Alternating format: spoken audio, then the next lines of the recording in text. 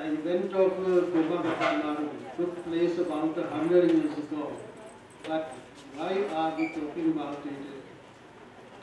Or in all seriousness, even today, there must be some reason for it. People have been migrating from one place to another since the 80s.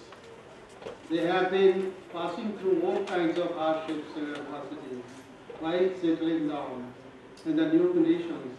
But the episode of Komagata Maru is different because it reveals something about racialism, colonialism, the freedom struggle of India, and the situation of Indian diaspora in Canada and America. You must have heard about the Malta tragedy, which took place in 1996 on the eve of Christmas. 200 Punjabi youth perished in the Mediterranean, perhaps you know that. That too was a boat, and that sank in Mediterranean along with 200 Punjabi youth. And that too was some effort to migrate from one place, one environment to the other in search of greener pastures. So such things have been taking place in the world. You just see the migration today from West Asia and from North Africa to Europe. You must have noticed thousands of people are moving from West Asia into Europe through Macedonia, Croatia, Serbia, then Hungary, Austria, spilling over to Germany, and then to France and Spain, all the countries of the Europe. Because the people from one environment to the other, from which they think is a more comfortable environment, they tend to move. Similar was the story of the Komagata Maru. So I'll come straight to the topic. You know, Canada is going to federal election in 19th of October 2015. You know that. Therefore, all political parties are making efforts to win over the Punjabi diaspora. Recently, Stephen Harper, the present Conservative Prime Minister of Canada, offered a brief apology to the Punjabi diaspora at Vancouver for the tragic events associated with the Komagata Maru episode in the first few years of the second decade of the last century. But Thomas Mulcair, the leader of the New Democratic Party, has announced in a rally at Surrey near Vancouver that it demands an apology in Parliament, Ottawa. Similarly, Justin Trudeau, the leader of the Liberal Party, has already offered to tender an apology for those tragic events in the Parliament of Canada if he happens to become the Prime Minister of the country. The question is, why and how did the Komagata Maru episode that now is pricking their conscience happen at all? Why did the Punjabis, more particularly the Sikhs, have to undertake such a desperate journey during those turbulent times? In order to find answers to these questions, one has to trace briefly the history of Punjab of that period. That I may not go into it in detail. As we know, Punjab was annexed by the English in 1849, but in 1957 the British Empire in India was shaken by the Great Ghadar. After a protracted war, the English were able to quell this great rebellion. Punjab during these disruptions remained aloof except for the sea-submerged 6 states.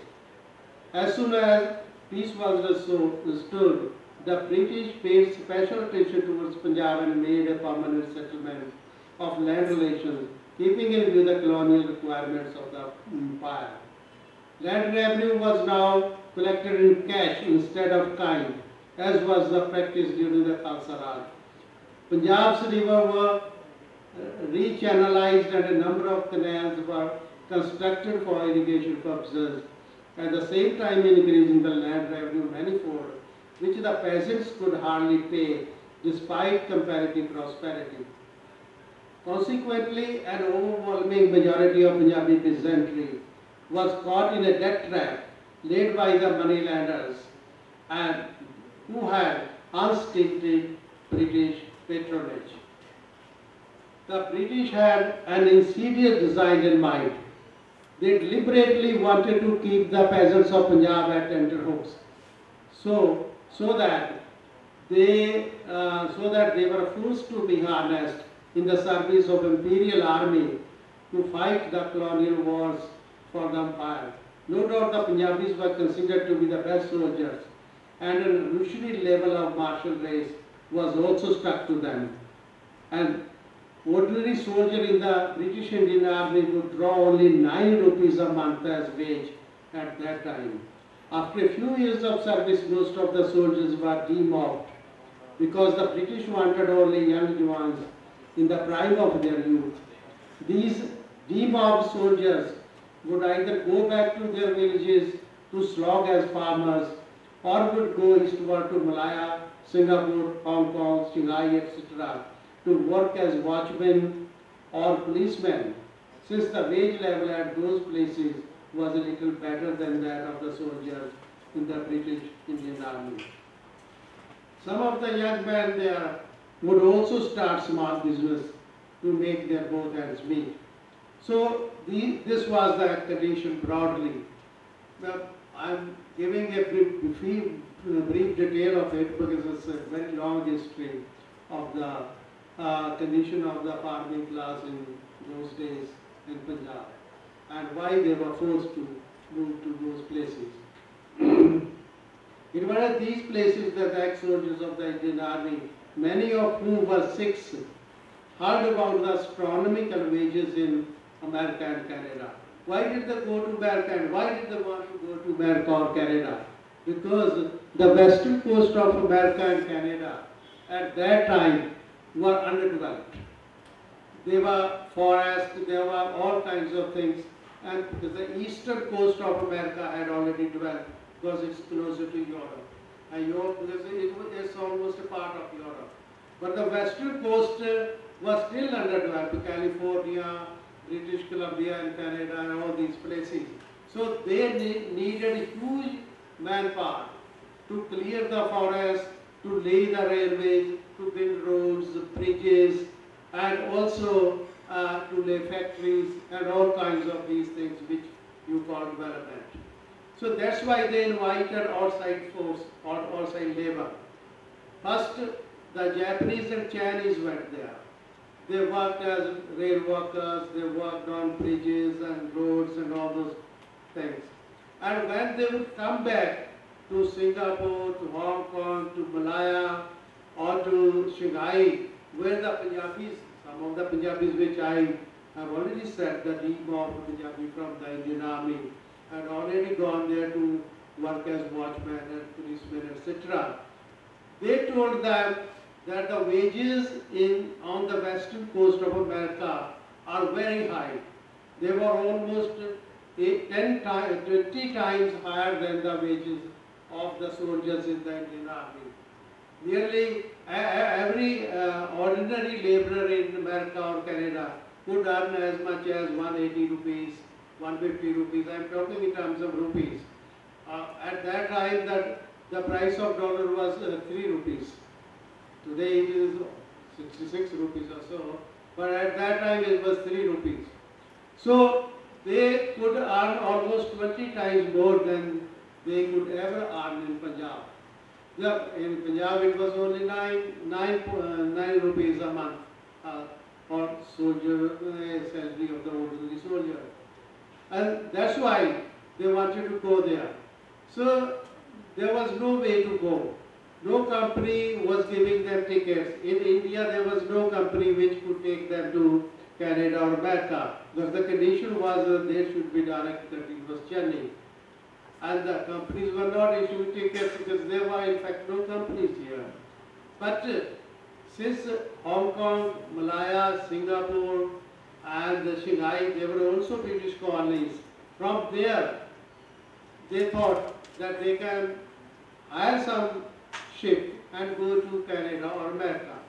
That was their effort to do. Before that, they were able to hire, they were able to get some tickets from some companies. That's why before that, some of the immigrants had entered Canada and they had entered in America as well.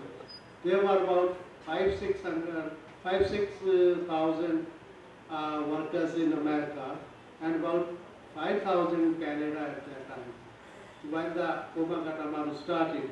And the Komagata Maru, as Mr. Vice Chancellor was telling, was a business proposition of Baba Gurdeep Singh. He wasn't, don't think he was a freedom fighter. Of course, he had some sympathy for the passengers because he knew that they are stranded here in the Gurdwaras in Hong Kong and they want to go to Canada or America. Somehow he should come forward to help them. So he came, he somehow was able to hire a ship, that is the Komagata Maru, for $11,000 a month. And then he took all those people, he sought permission from the Hong Kong authorities and he sent telegrams to the British authorities, to the Canadian authorities, that he is bringing some people, about 376 as they say. Among them, 340 were the Sikhs, 24 were Hindus, and only 12 were Muslims. So it was mainly a Sikh voyage, and that too, about 90% of them were the ex-soldiers of Indian Army. So he took all of them to Canada, of course with the permission, that which was a tacit permission, not an explicit permission. He took them all to Canada, where you know what happened with them. So I must not dilate on that because of the shortness of time here. And well, when they reached there, you know their condition, what happened there and how did they face all the adversities and all the hardships and how they were treated, and they were even hunted with gunboats and all those things. Though they were not killed, of course, but they tried to starve them. They tried to make them, there were no medicines. So they tried to create every kind of hurdle in their way. And they would not let them down. They would not let them land. Despite best of their efforts, there were legal cases also which Baba Gurdeep Singh tried. In fact, he believed that he would be able to push them inside, land them there, because he will fight legal cases. And he had already fought many legal cases in Singapore and Hong Kong, where he had won as a businessman. He knew, he had some faith in the British justice, and British Canada was also following the British laws. At the same time, he had maybe some misconception in his mind, because in 1858, Queen Victoria, after the great Gather, had made a declaration that the subjects of India, the people of India, would be treated equally in all the colonies of the British Empire. So he had in his mind that they would be treated equally, they will not be treated very shamefully there. But nevertheless, when they went there, so the white government of Canada did not want to let them enter, and they opposed it tooth and nail, and the immigrant officers and the police and Navy, and you have heard all the story by the previous speaker. So they had to come back. They were sent back in absolute desperation, and they were so frustrated by this experience that they then thought of only one thing, that why were they treated like this? Because they were not the citizens of a free country, because they were coming from a slave country. And there was, of course, there were racial discrimination as well. But the main thing was there, because they were coming from a slave country, so they were treated like slaves.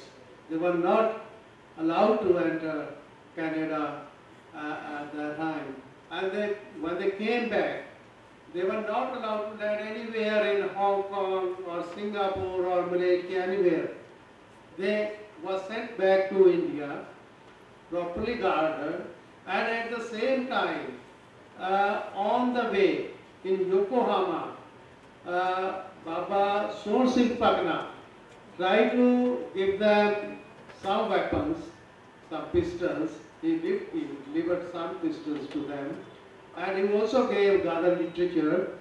But when the ship was moving towards Calcutta, all these things were thrown into the sea because they knew that there would be thorough searches when they reached there. So they threw all those things, and when they landed there, they were treated very badly by the British authorities. They were not allowed to go to the Gurdwara in a procession with Guru Granth Sahib, doing Kirtan and all those things. And in fact,